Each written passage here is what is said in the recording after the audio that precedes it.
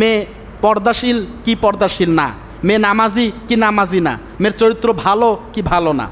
কয় নাম্বার কথা বললাম? কয়টা বলেন? চারটা। 1 নম্বরে দেখবেন সুন্দরী কিনা, 2 নম্বরে দেখবেন তার টাকা পয়সা অর্থ সম্পদ আছে কিনা, 3 নম্বরে দেখবেন মেয়ের কি আছে, বংশ বুনিয়াদ ভালো কিনা, আর 4 নম্বরে দেখবেন মেয়ের ভিতরে তাকওয়া, আল্লাহ পাকের ভয়, পরহেজগারিতা কতটুকু আছে কিনা। এখন আপনি বলতে পারেন আল্লাহ রসুল প্রথমে সুন্দরীর কথা কেন বললেন? ব্যাপার আছে না? একটু মনোযোগ দিয়ে চেষ্টা করেন শোনার জন্য, ইনশাল্লাহ ব্যাপারটা ক্লিয়ার হয়ে যাবে। দেখেন, ছেলে যখন একটা মেয়েকে দেখবে, যখন দেখবে সে সুন্দরী, আমার পছন্দ হয়েছে, সে নিয়ে বিয়ে করতে রাজি, তাই না? রাখতে পারবে।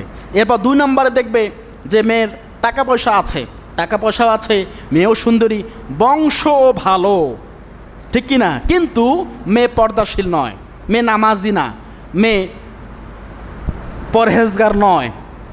এই প্রথম 3টা গুণ তার ভিতরে আছে, সুন্দরী, টাকা পয়সা আছে এবং বংশ বুনিয়াদ ভালো, কিন্তু 4 নাম্বার গুণ তার ভিতরে নাই, অর্থাৎ পরহেজগারিতা নয়, পর্দাশীল নয়।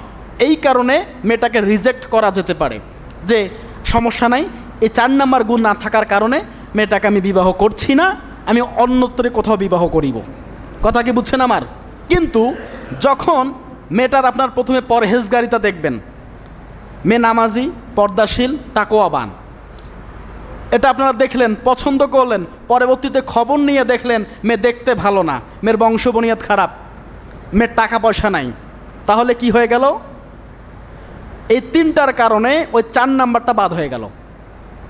তো আপনার আমার কাছে তাকওয়াটাই সব থেকে বেশি, তো ঠিক কি না বলেন?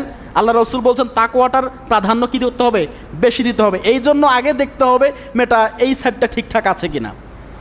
এই প্রথম 3টা যদি নাও থাকে, সুন্দরী যদি নাও হয়, টাকা পয়সা যদি নাও থাকে, বংশবুনিয়া যদি ভালোও না থাকে, তাকওয়াবান, পর্দাশীল, নামাজি, এর কারণে মেয়েটাকে বিবাহ করা ঠিকঠাক হবে, ঠিক কি না বলেন?